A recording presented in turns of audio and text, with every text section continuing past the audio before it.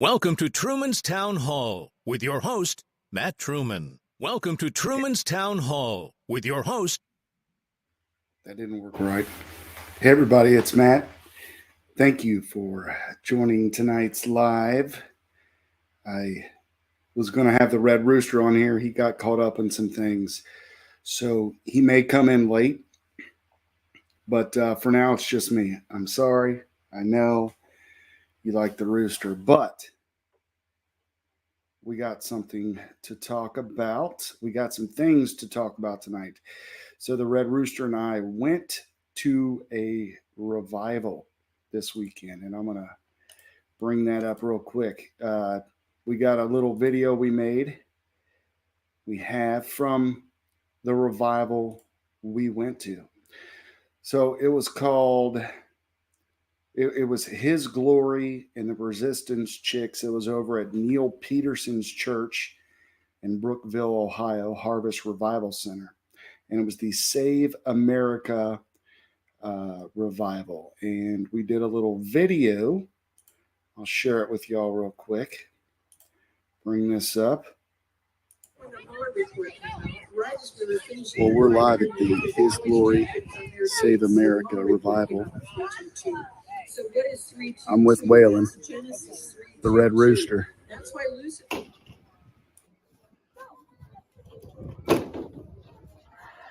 Because I came a long way today to tell you the truth.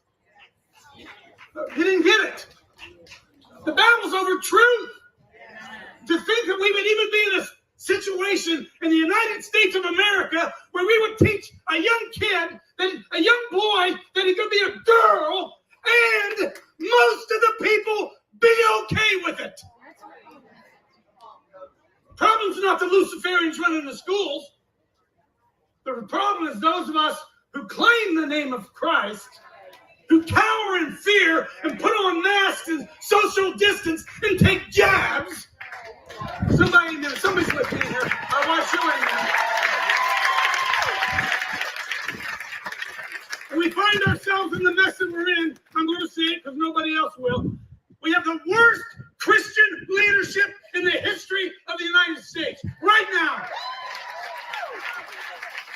You know what ought to be leading this?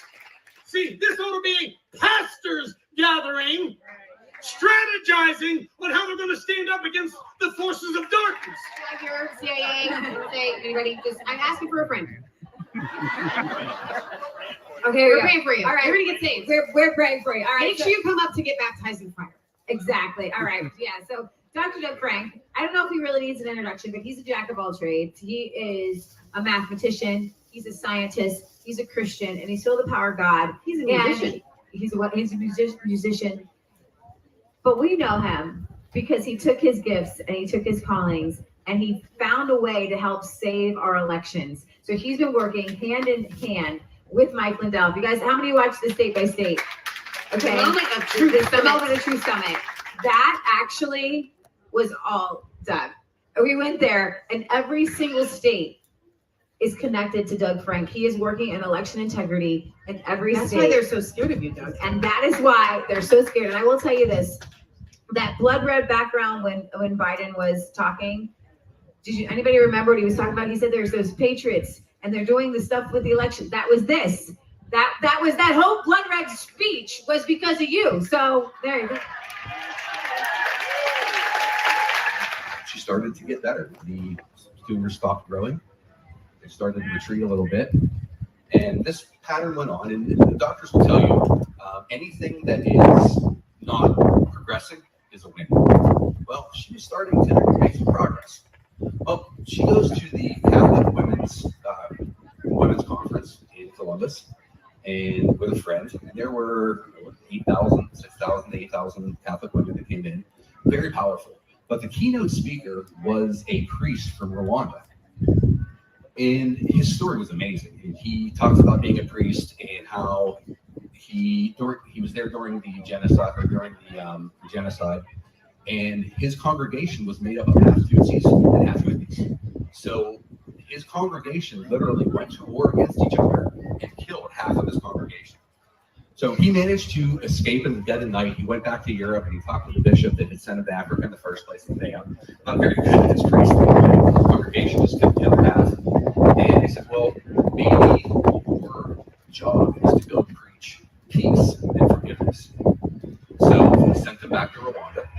He ended up adopting the kids of the man that killed his wife and raised them as his own. She's now a doctor that does a lot of pro bono work in Rwanda, trying to make amends for her father's atrocities.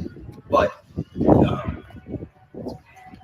so he said that through this, he would start to hear the word of God, and he wanted to share some of the things that he had heard over the course of that Radical concept. In 2013, just going back to the Truckers' Ride for the Constitution, that was a huge event that essentially brought me, 6-7 million people, because nobody else was covering it. And the truckers were actually blocked and scared away from going to D.C. To go do a blockade. I said we wanted the world's largest traffic jam in D.C., shut down commerce in D.C. That was a neat little concept that didn't go very well. They stopped it. But guess what? We shifted gears. How many of you remember when Barack Obama was evacuated from the White House because the veterans went to the World War II Memorial and took down those barricades? And that's what happened. They blocked the truckers. The veterans went to the War Memorial and they took those barricades down, and Barack Obama was evacuated. Okay, so that's my claim to fame, and I made everybody really mad, okay?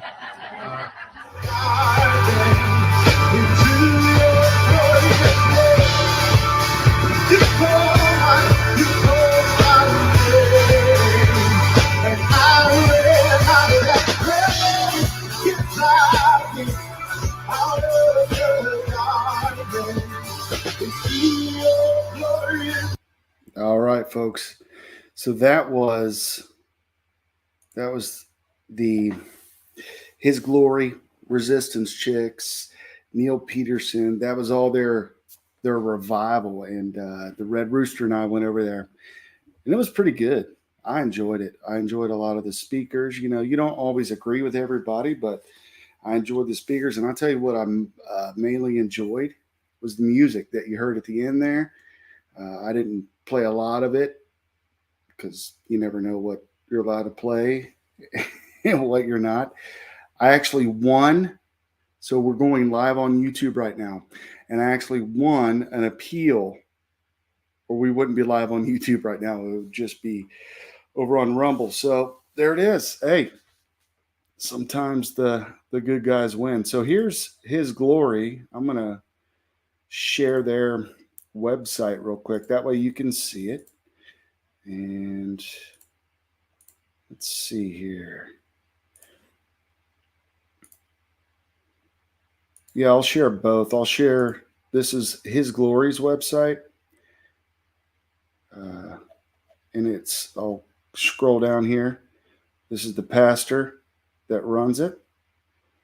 Welcome to His Glory family from east to west. You guys can check that out.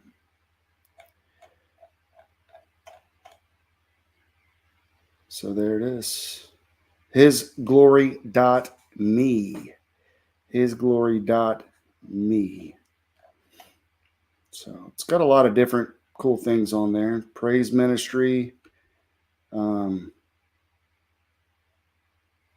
just a lot. There's a movie that they were selling that you could check out. It's all about the January 6th stuff. So there's politics and Jesus mixed in, you know, right there. Let's go check out. We will stop that. And we'll check out real quick the Resistance Chicks website, just so you have a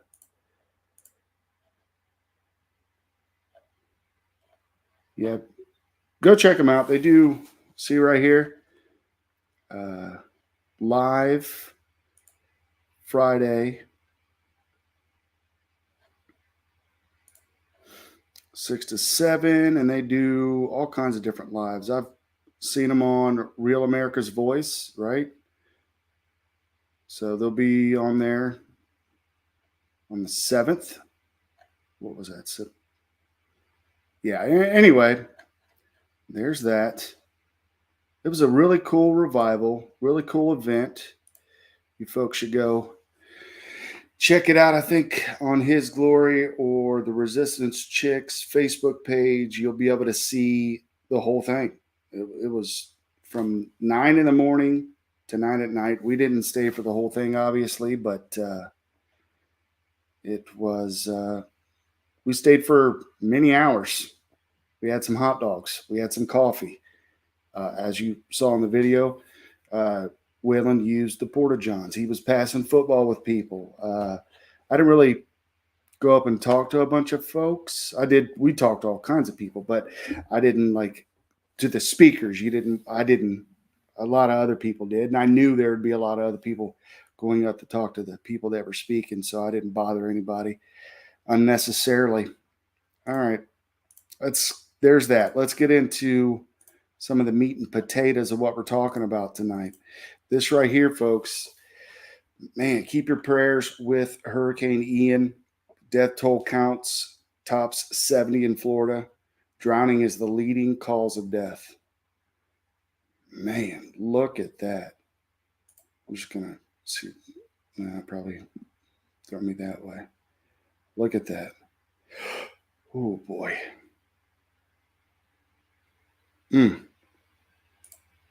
That's awful. Most of the deaths in Hurricane Ian were from drowning, according to official accounts of fatalities from a storm that has killed at least 70 people, according to authorities. Wow.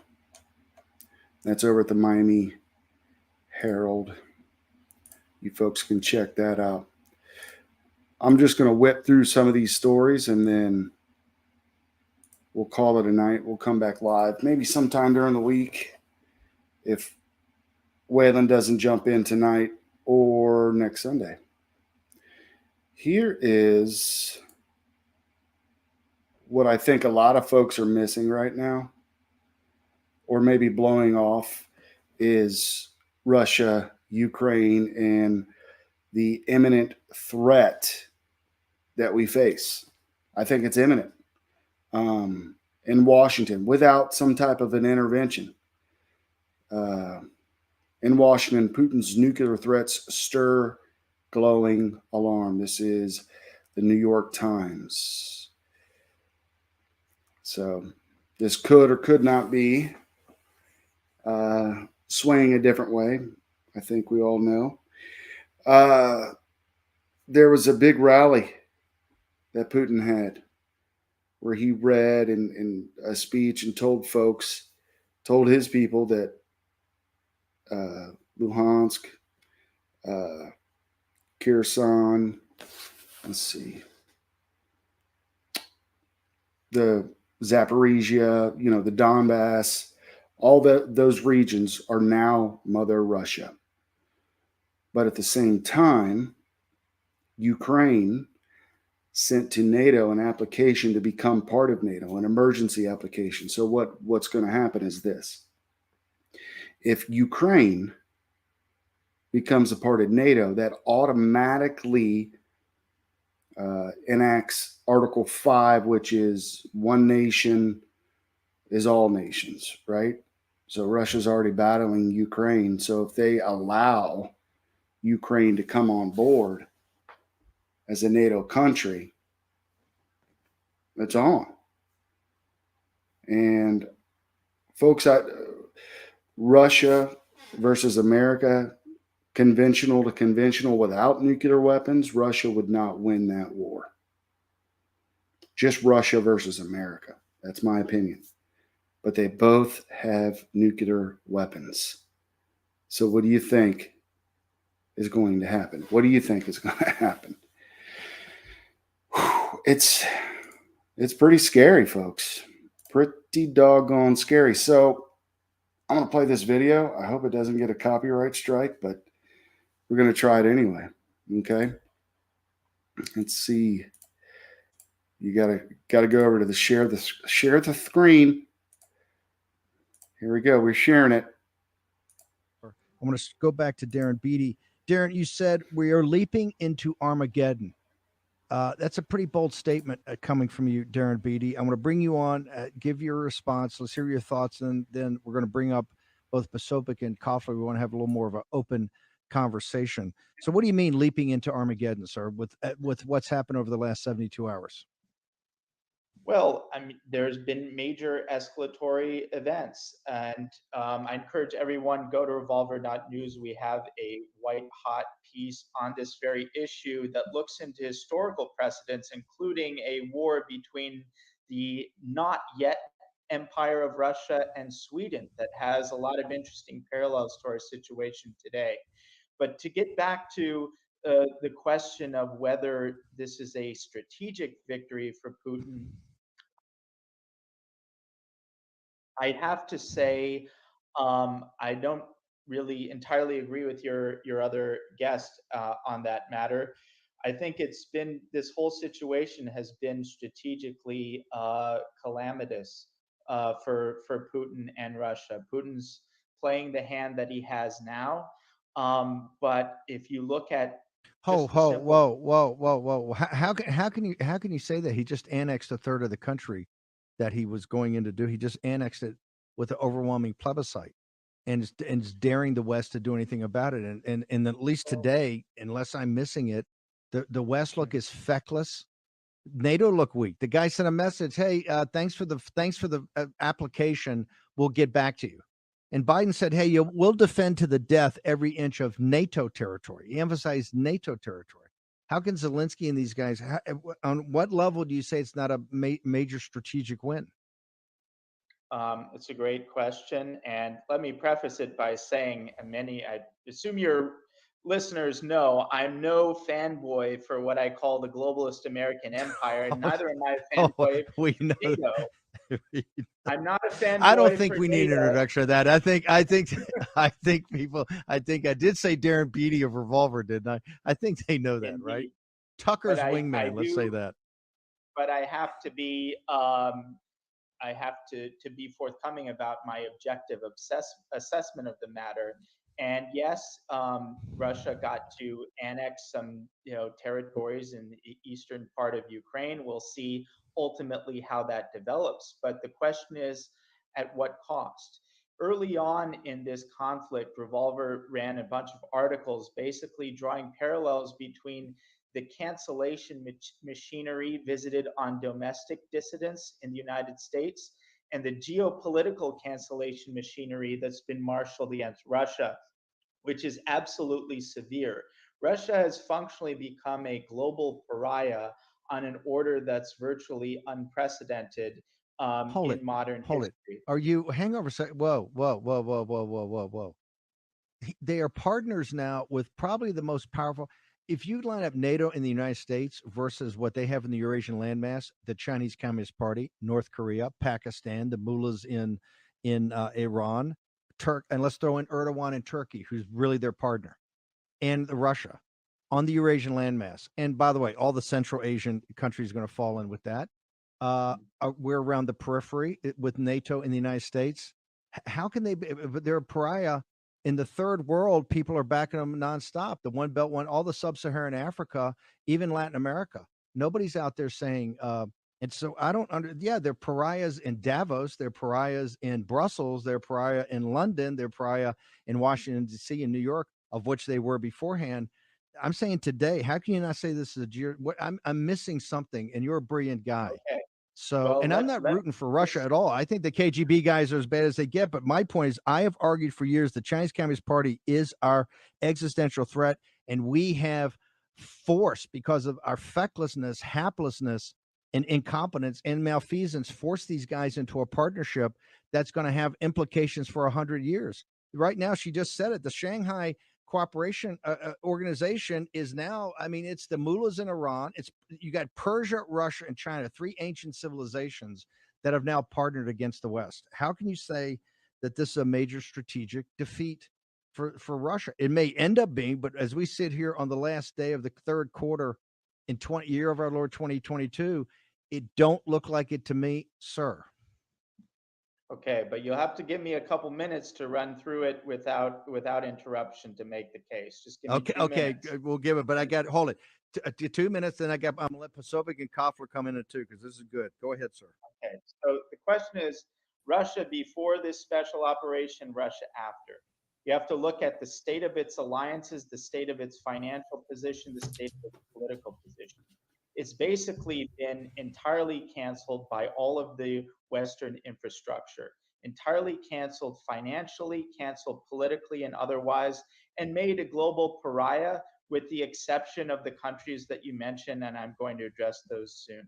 So for Russia and China always had an interesting sort of strategic calculus with one another. There are always going to be dimensions in which they cooperate and places where they have competing interests.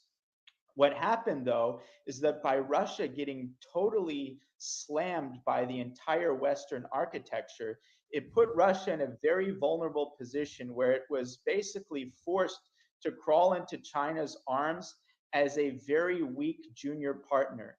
It eliminated whatever Russia had in terms of leverage to negotiate its future relationship with China on stronger terms. Now it's a very, very junior partner, and there's nothing they can do about it because China is the only lifeline they have. Plus, but China they weren't. is not. But you assumed they weren't. But they weren't. They weren't a senior partner at the beginning. The reason they had to crawl back to China, and we shouldn't have done it, is their tank column didn't take Kiev, right? Hang over a second, Darren. Okay. So, Darren, Darren, come in hot and respond to both Koffler and Pasovic, sir.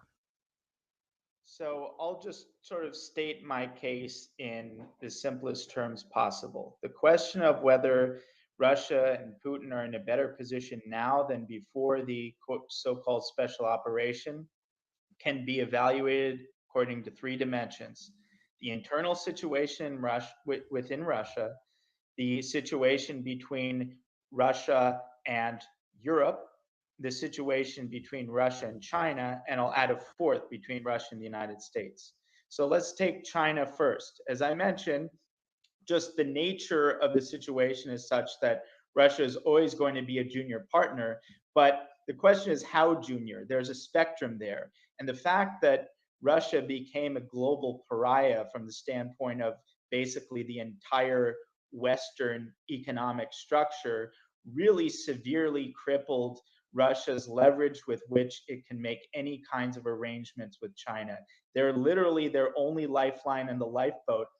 And given how much they need China, China has not actually been that solicitous in terms of what it's provided Russia, both publicly and privately. And so I think Russia's position with respect to China is weaker than it was before the special operation. Let's look at Russia's position with respect. All right. I'll stop it. So joining us, ladies and gentlemen, is the Red Rooster. Sorry, I'm late, man. You know what? That's all right. I'm sorry. So I played at the beginning a video of you and I at the Harvest Revival Center for a revival with His Glory and the Resistance Chicks and a whole bunch of speakers and you coming out of a toilet, a porta-john. You actually played that? I did. Wow. So, okay. Thank you. You had the hot dogs too, then.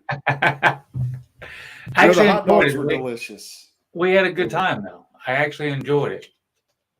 I look forward to going to the next one. I did too. Yeah. All right. So, what you just heard right there was a clip, a guy who runs Revolver News. It's like he said, it's Tucker Carlson's right-hand man. So he's pretty on the right. He's a right-winger, kind of like myself. I was captivated by the bottom of, there was like a header under him that talked about, did I see that right? about the ex-Hillary Clinton advisor, something about running in 24 with open borders. Did I? Well, let me go check it out. Was that? I hope I read that wrong. Let me see. Whoa. What? What is that? I don't know. Let's click on it. Let's see what it is. New York Post. Let's see if it'll come up. Uh-oh, there it is. Ex-Clinton advisor Hillary setting up 2024 presidential bid with open borders critique of Biden. Yeah, Hillary Clinton is dusting off her husband's playbook by criticizing the Biden administration's open borders to put herself in place to mount a 2024 presidential run. Veteran political consultant Dick Morris said in a new interview. Morris, a former aide to President Bill Clinton. What's that? it can't. Is it real or is it a joke? I guess it's real news. No, this right? is New York Post. This is the oldest newspaper in America, I think. Came out today, 4 p.m. today, by Mark Moore. New York Post. Look at that. Breaking news, ladies and gentlemen, from Revolver and New York Post. Wow. I see more and more signs that Hillary's going to run, Morris told John Castamatopoulos on his WABC 770 AM radio in an interview that aired Sunday, noting that she has been remarking that Americans do not believe in open borders. Wow. There Okay. you have it. There That's amazing. you go. Wow. Well, What do you think know, about- Biden's not going to run again. I mean, they're not that crazy. There's no way he could try. No. I don't really see Hillary actually. I mean, I guess it's possible. They got to have some fresher blood than that out there. I don't know what they've got, but that sounds scary. I think what's happening is Texas is too red, and they got this uber liberal Beto. His name is Beto O'Rourke, Robert Francis O'Rourke, but he goes by Beto because he was a former councilman in El Paso, I think. Yeah. Beto is a Hispanic nickname, so I think he gave himself that nickname to make it sound good with the Hispanics or Mexicans or Hondurans or whoever, I think that's who they're trying to put up. They're trying to get him name recognition throughout the country. He'll never beat the Texas governor. No. He'll never beat him. Speaking of the Texas governor, is there any more buses going to Washington or New York? Have you heard? No, I haven't heard. Okay. But I'm sure we'll get some of that. I think a lot of the hurricane, I think that kind of took the wind out of the sails on busing people to Martha's Vineyard. Oh, did you see speaking of the hurricane, which is horrible. I mean, it's horrible. And on top of it being horrible as it is, disaster, did you hear about what Kamala did with her whole equality deal on, she believes, and I don't have the clip, but she talked about that the aid should go to equality first and brought race into it. And it blew my mind. And have you seen that one yet? No. I wish I had the clip. Oh my goodness! Let me see if we can find it real quick. Yeah, it's ridiculous. I'm sure there's a clip out there somewhere, but she tried to make it race based on the aid to help them from the hurricane. It blew my mind. But and then there's more on Kamala. She's been exciting lately. She's done a few things. You might have already got into that earlier in the broadcast, but no, I've really only talked about the hurricane. I talked a little bit about that, and then the porta potty. Right. Yeah. Communities of color prioritized by Kamala Harris. Yes. Yeah. What The worst time you could ever do that on so a this is disaster Sky like this. News Australia. I'm going to bring this up real quick. I don't know what it's going to say, but let's. Well, just like Ronnie said, well. All right.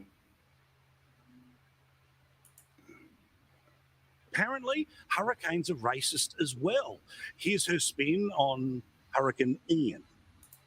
Is our lowest income communities and our communities of color that are most impacted. And so we have to address this in a way that is about giving resources based on equity, understanding that we fight for equality, but we also need to fight for equity, understanding not everyone starts out at the same place. Well, wow, it's the weather, doll.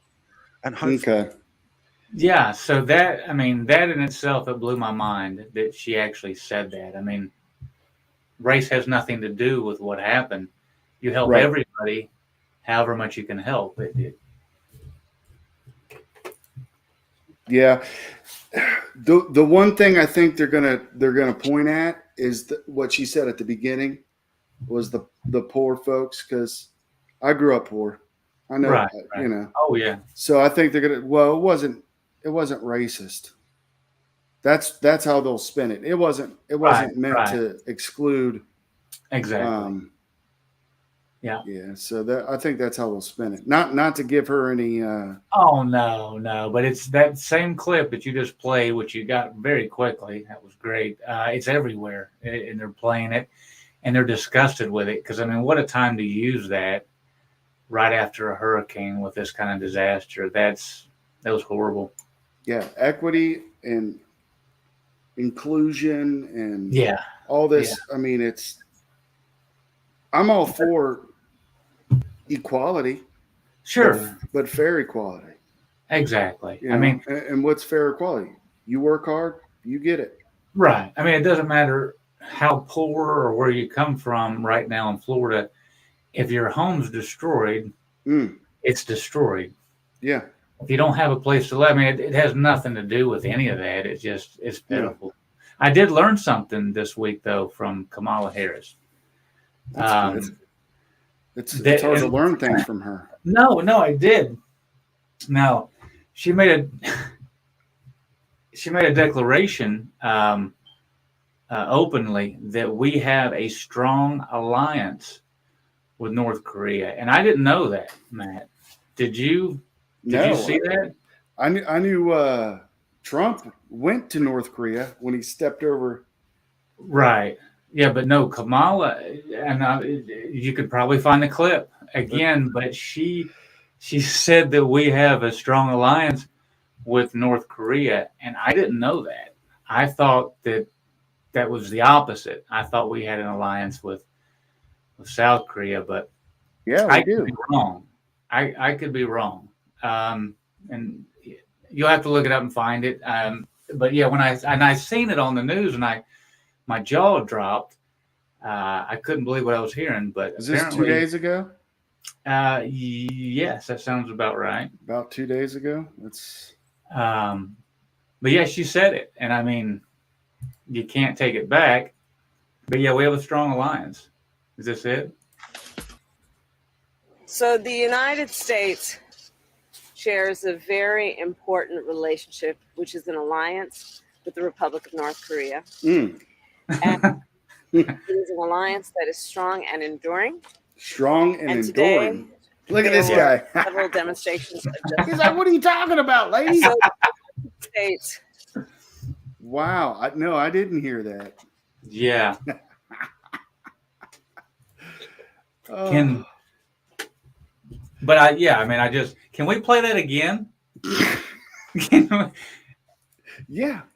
Because that's our vice president, right? Yeah, that's your vice president. I mean, our vice president. Let's see here. Shares a very important relationship, which is an alliance with the Republic of North Korea.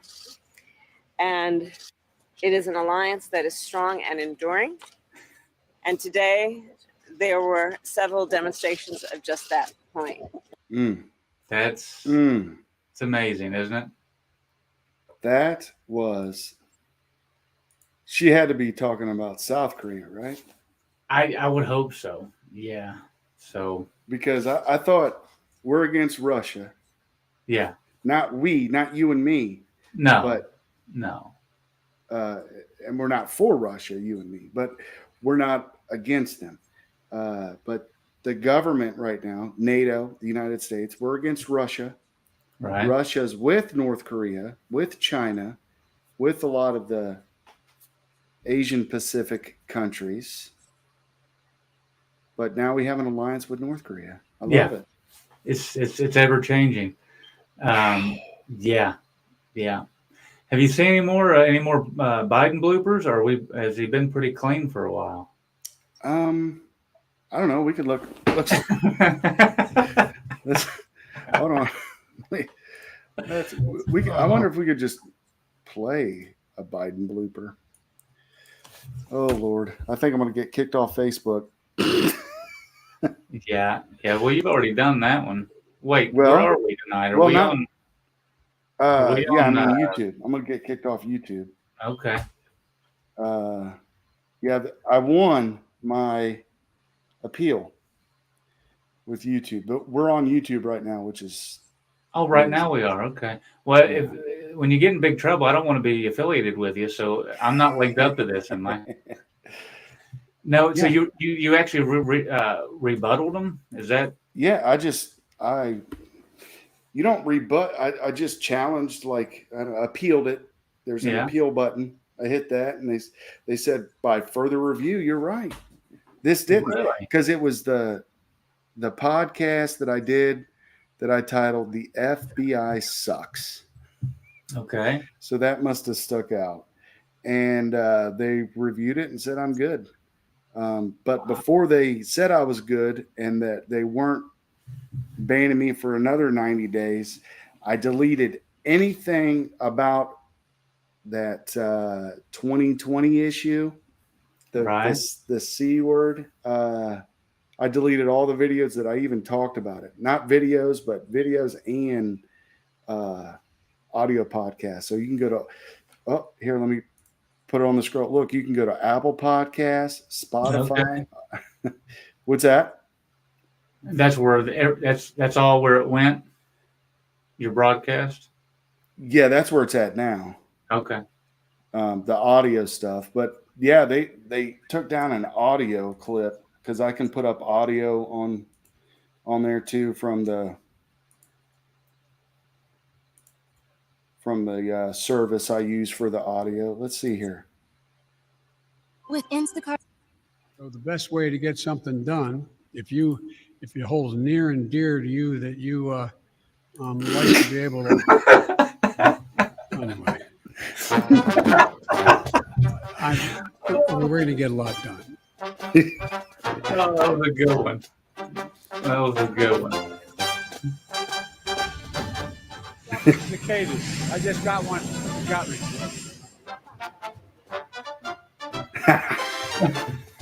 He's sleeping. Boy, he's a tired boy. He was up late at night. Poor guy. That had to hurt that shin bone. I know it hurt him. Look at he's rubbing it. And the president of South Africa, as I said. Oh, you did? I did not. I didn't. Anyway. We have fewer democracies in the world today than we did 15 years ago. Fewer. Wow. Not more. Fewer. Dang. Who was he saluting? She mind him. Oh no. On the environment.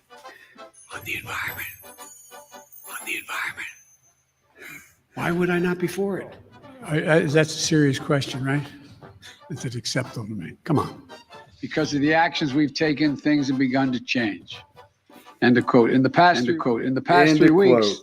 I'm especially honored to share the stage with Brittany and Jordan and Nathan and Margaret Catherine. I love those barrettes in her hair, man. I tell you what. Look at her. She looks like she's 19 years old, sitting there with her, like a little lady in a race car. Whoa. Brittany, you're doing triple duty. That's creepy. Anyway. That's why they call him Creepy Joe. Yeah. Meetings going here in Cornwall. Very well. How do you realistically and physically keep these families from coming to the U.S. when things will not get better in their countries right away?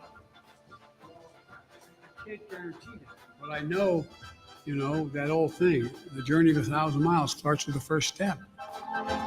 Well, that was deep.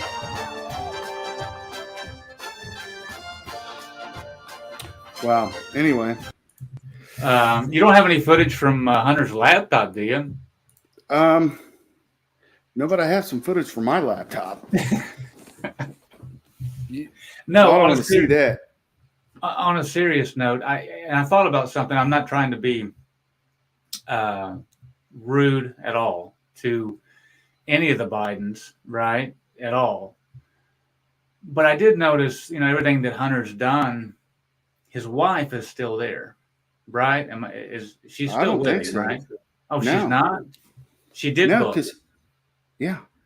Okay, good. Because Yeah. I thought I seen some footage where she was still there with him. I thought, It's wow, probably she his took her- sister or somebody like that. Okay, but she did boogie. Yeah, I don't know for a fact, but I think when his older brother or younger brother died, Yeah. I think it's his older brother, that he went and hooked up with his brother's wife. That's what I heard. Really? That's what I heard. Oh, I didn't even know that. So it's worse than okay. It just keeps getting worse. I don't. Yeah. Okay. I Wow. mean, look, we all have some issues in our families, but that's weird. Wow. That's just weird. Yeah. I feel bad. I mean, it's I don't know. I for some reason I thought she was still around, but if she boogied, I mean, she's got every right to be gone, and I understand. But yeah, I thought for some reason I thought she was still around, but if that was his sister, I get it. Yeah. Yeah. So, but yeah, I mean, honestly, the whole family's so whacked out. I don't understand how he can still be president of the United States of America with that big of a dysfunctional family. I don't know. If it was Trump, he would have been impeached 10 times already. I mean, there's no way. Yeah. Yeah. November's going to be interesting because if the Republicans take back the House and the Senate, I think they're going to give Biden the Trump treatment, and then vice versa. If a Republican becomes president, and then you have it like you do now with the House and the Senate being Democrat, it's just they create a revolving door and just sick, evil politics when they do this sort of thing. Well, he'll spend half of his first term just trying to undo everything that the last one did. So right. Yeah. And it would be hard trying to get the economy moving, trying to, rebuild relationships with countries like Russia and China and, countries that can actually nuke us. Yeah. Does the which I haven't seen anything yet, and I've not really been looking real hard, but do the Dems even have any kind of a possibility coming? Yeah, I mean they're sure. I mean everybody I've seen is just it's ridiculous. I don't know who they're going to promote, but they're all just whacked out. Right. It blows my mind. I mean, I don't know what. I mean, was it AOC? I don't know. She was talking about it, and she's a Looney Tune. I mean, it's bad, right? I mean, it's horrible. She's So cooking for Cocoa Puffs. oh, bad, bad. So I don't know. I gotta dig into the other side a little bit more so I can kind of see what's coming. But whatever they're going to throw at us, it's going to be bad. It keeps going further to the left, further to the left, further and I'm going right, but my hand's moving left in the screen, so I'm further to the left. Half of our guys are in the middle, leaning left. So it's like, man, who do we have? Like DeWine. He's outrageous. I mean, he's a Democrat, man. I know. He is. I know. He's a Democrat. It's crazy how the Republican Party, the top echelon of the Republican Party, is how they're wrapping their arms around it. Yeah. Trump endorsed him. Donald Trump. It don't make any sense, no. But speaking of it's all about politics. It is. I like Usher. I'm done with politicians, man. I'm done with them. Usher was genuine the other day. Mm-hmm. He really was. I liked him a lot. So, yeah. Yeah. He might come on this podcast. Yeah, I like him. I have my feelers out there. So we might see him on the pod, maybe, hopefully. So that would be good. Yeah, his testimony at the revival was about his wife, and yeah, that was pretty cool. Yeah. Yeah. Hopefully, if folks, because I told him at the beginning after I played that video, I showed the website from His Glory and Resistance Chicks, and I told folks if they want to go check out that entire video, go check it out there. And I'm sure I think the Resistance Chicks are going to be rolling out different videos and stuff. So yeah, it would be. I didn't look. Do they got anything coming up? I'll have to look into. No, I think they do. They do live broadcasts. They're on Real America's Voice television. I meant but events, in-person events. There's an event. I know there's an event. It's not one of their events, but there's a Walk to Life event at Columbus State House on Wednesday that I might go down to and check out. Okay. Or a Walk for Life. So it might be interesting. If I do, I'll get some video and bring it back for next Sunday. Definitely. And try not to videotape anybody else coming out of the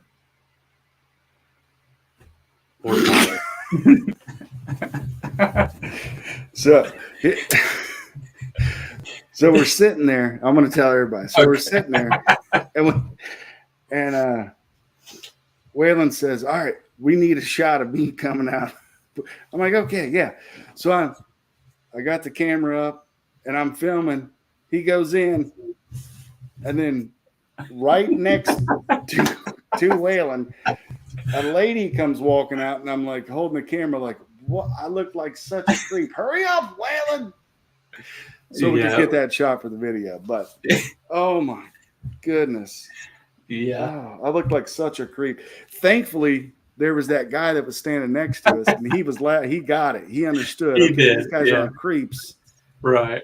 They're not just filming people coming out of the porta-john. Yeah, I heard you outside say anytime now or something like that. I could just see you holding the camera, and I was tempted not to come out just to let you stand there and look even creepier, but I came out. So I should have walked away. All right, so let's see here. I was talking about Russia, right? And then you rudely came in to the podcast. No. So what do you think? Have you been following anything with Russia, Ukraine? Last thing I heard is he was trying to. He's already started. Yeah. Last thing I heard, he was trying to annex, or I guess already did, like 3 or 4 different more territories. Yep. Yeah. That was the last thing I seen. The Donbass region. Yeah. Yep. Which I don't even know how that works. I mean, I guess because he's took them over. I mean, I was watching him sign papers and interpreter. I mean, there's not much to it besides the fact that he just took it back. I mean, he's been doing that before, though, right? Well, so they annexed Crimea. That was without a shot fired. This portion here, and I'm going to pull up, see if I can pull it up. So this portion right here is what they consider the Donbass region, right? Luhansk, Donetsk, Zaporizhia, Kherson. So all this is Russia controlled right now that they fought for. They could go away and just say, okay, these this portion of Ukraine we fought for, it's ours, and they could go away. But I don't think Ukraine's going to give up. I think because they have the backing of NATO, and they just put in an emergency application to be a part of NATO. And from what I hear, there's like almost 12 to 15 countries in NATO. There's 30 countries in NATO, I believe, and like half of them have already voted yes, including the United States, or are anticipated to vote yes for Ukraine. And when that happens, there's something called Article 5. And if you enact Article 5, that means an attack on one country is an attack on all. Right. Yeah. So Russia's already attacking Ukraine. If they let Ukraine in, then we're all involved. It's a melee, World War III. When all this probably could have been solved if the United States or NATO, if NATO and Russia got together and said, look, we're not going to allow Ukraine into NATO, signed an agreement, signed a treaty, whatever they wanted to do. And I don't believe Putin would have invaded Ukraine. This was a contested land, okay? There was what they call a color revolution. It was the Orange Revolution, all these different revolutions. Some say the CIA put it on or helped with it. There's a lot of videos you can look at with a woman by the name of Victoria Nuland, who's one of ours, who they say was kind of the mastermind behind the 2014 Ukraine revolution. Russia, they say, was behind it as well. And the Donbass is the contested area. And Ukraine is now coming back, and they're fighting up this way, and they're going to try to come down and take all this. So we've sent over approximately $70 billion, just the United States. That doesn't include the rest of Europe sending over men, weapons, food, supplies, whatever. The United States alone has sent over at least 70 billion. Russia's defense is roughly 60 billion a year. That's what they spend on defense. So we've sent more to Ukraine than Russia spends on defense. Of course, we send the HIMARS, all these different types of weapons over there. There's different videos coming out where Russia is sending some of their missiles that are nuclear capable through trains toward that area. Up here, so in this area, if the map extended, would be Belarus. They got some training exercises coming to Belarus. And if folks remember, at the beginning of this war, there were a lot of different training exercises. They said, oh, we're just training. And then boom, they invaded big time. So it's going to be interesting coming up. And I hope folks are paying attention, because if Ukraine becomes a part of NATO. Now, all the red that you just showed, that's already been annexed, right? That's the referendum. So everybody supposedly voted to become a part of Russia. That was the regions, which they call the Donbass region, with all those 4 territories or provinces. And what's going to happen is some people suggest that if Ukraine keeps attacking using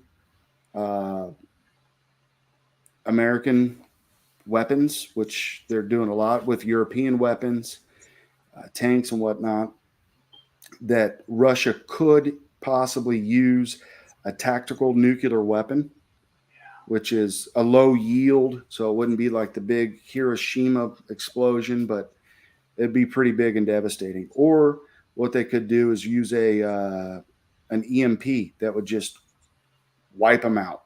And if you detonate an EMP, so that's an atmospheric bomb where they would blow it up, up in the atmosphere, and it wipes out all the circuits, right? Electromagnetic pulse. It wipes out all these circuits, so nothing works. Your heat doesn't work. Dialysis machines don't work. All kinds. It devastate that area. Just completely devastate them. Then the Russians could wait the winter out and then just come in and mop it up. But Yeah. who knows what will happen? Now, and I don't know. Have you heard anything about Putin being his health going down? I've heard a little bit about that. Yeah. You just never know. Yeah. I mean, and if your health's going down and you're on a power trip and you're wanting to make a legacy for yourself, if there ain't nothing holding him back, I wouldn't be surprised if he did do something pretty wild before so who knows? I don't know. Yeah, it's a scary situation. I would say the next I would say the next week will be interesting. We're coming up. So in Ukraine, we're coming up on, well, here as well, right? Coming up on the winter. And in Ukraine, when that transition from fall into winter happens, the fall is pretty wet over there. So all their land is very, it's very agricultural. So it's nothing but mud. So tanks get bogged down, vehicles get bogged down. The roads are just, I mean, if you drive on the roads, it's open territory. Bomb, bomb, bomb. Right. So they'll have to take different off the beaten path, and they'll get stuck and bogged down. So they try to wait for the winter and just roll over the ice and get to where they're going. And they've been there was a few years where it was essentially a civil war over there in Ukraine after the revolution, the Orange Revolution that they had over there. So they've been fighting this for a long time, since 2014. How long's Zelensky been in charge? He was just elected right before they started all this. He was elected under Trump, or not under Trump, but with Trump. Right. Because that's one of the reasons Trump got impeached, was because he had a call with the Zelensky. It was the perfect call. It was the perfect. I can't do a Trump, but that was pretty good. A perfect call. Yeah, it was perfect. Anywho, so yeah, it's going to be an interesting winter for everybody, I think. Yeah. Gas prices are going to go through the roof. Yeah. I mean, we hadn't even talked about the pipeline being blown up. No. Oh, I just went to the store.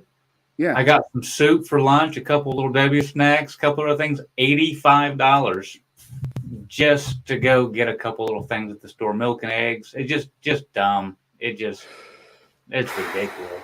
It's crazy, man. You got to get a second job just to feed your family nowadays. You used to be able to go in and get a couple of things, $35, $40, $85 for the same stuff. So, yeah. Biden's not building back better. He's ticking me off is what he's doing. Yeah. It's not going good. If you want folks to vote for you or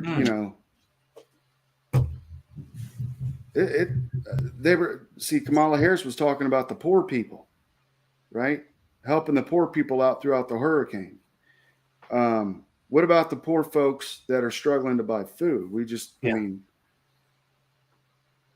not all poor people are on food stamps. There's other people out there that are, not well off, working their tails off, trying to make a living to feed their family. They're going to get angry and they're not going to vote Democrat. So I hope they don't have their hopes up come November 8th, because I think, there's a lot of Republicans I don't want to win. But it's going to be, I hate to say the lesser of the two evils, but there's not a Marshall Usher in all the races to vote for. No. So you either leave it blank or you vote for the lesser of two evils. A lot of them I'll probably leave it blank. I don't know. Yeah. I think a lot of people are going to vote just red, like you said, just because they're sick of all the blue policy. It's not working, and he's had time to do something, and it ain't changed. It just got worse. So right now I seen a clip where Biden said something along the lines, after the hurricane, and he was threatening and warning all these big oil companies not to raise gas prices, getting angry about it. It's not been higher. I mean, it's been higher since he's been in office, and now he's trying to pass the buck off because he knows the gas prices are going to go back up, and now he wants to blame it on the hurricane. I mean, it's He never shut down that entire pipeline from Yeah. Canada to He takes no responsibility for anything, and I think that's the problem with both sides, and blue or red, either one. Wow. Nobody takes responsibility for nothing. That's exactly right. That's why politicians bother me. I wish there were more Marshall Ushers out in the world. Yes. Because I don't like that fake, here's what I'm going to do for you. You're not going to do anything for me. Shut your mouth. Yeah. And just try to work for me. Can you do that? I'm going to fight for you. You're not fighting for nobody. You're not. Mike DeWine, you can't, you're 4'2". You're not going to fight for nobody. No. Yeah. Anyway. He couldn't, How was church tonight? Water boy. We had a good time. Got back, like I said, ended up going to the store, spending $80 for a couple bags of groceries. So that wasn't that great, but no, I had a good weekend. Believe it or not, Saturday was a blast. I want to do that again. Go to another live meeting. The way they brought the church and the political together, I like that. A lot of people are scared of that, but I don't think it's a bad thing. A lot of different people there too, white, black. Yeah, everything. It was great. It was awesome. And you didn't have to worry. I mean, everybody was there for the same purpose. It wasn't. Yeah. It was great. It was. Got to pass a little football with the kids. That was fun. Broke a sweat real quick. Didn't realize how old I really was, but yeah. Yeah.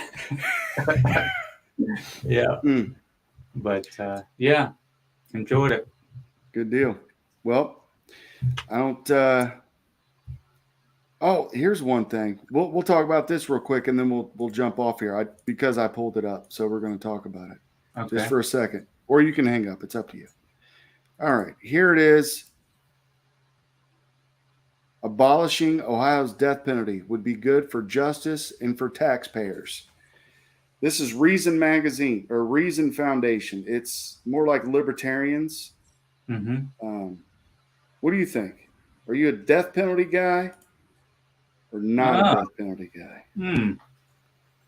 Well, that's an interesting question. You don't have to answer it on this broadcast. We can tease it for next one if you want. Okay. All right. Okay, we can do that. All right, ladies and gentlemen, teased for next time. Waylon gives us his thoughts on the death penalty. I can do that. All right. Until next time, ladies and gentlemen, thank you for watching this live broadcast. Whether you're watching it now or you're watching it at 5 a.m. on the toilet, we appreciate you. And where can they find you? Everywhere? Are you still putting this all over, or is he just on YouTube? We're on YouTube, we're on Rumble, and we're on the Twitters. We don't have a lot of followers over on the Twitters. That's because all right. I had to restart because the Twitters they don't like conservatives anymore. They don't. They just don't. But I don't hate them. I don't hate anybody. Did they know you were at January 6th? And we're out. It was a joke. No, I was in here. I think I was mopping my floor when I was listening to like Trump speak, and they're like, "This is breaking news. The whole place is exploding. Yeah, the right wingers are taking over." Anyway, all right. The FBI should be at your front door here in about 30 minutes. Take your phone. So don't get me swatted. Thank you for having me, Mr. Truman. Hey, thanks for coming in. Thanks for being late. It's Matt Truman time is what my friends call it when you're late somewhere. Yes, sir.